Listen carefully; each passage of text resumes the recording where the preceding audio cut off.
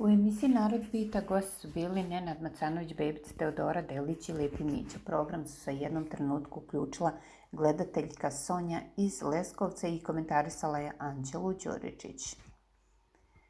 Pozdravila bih sve u studiju i da kažem da sam pokušavala da se javim kada je bila priča o Anđeli, ali nisam uspela. Mnogo je teško kad čovjek iz sela dođe u grad. Zasijale su je svetla velikog grada jer je ona iz sela.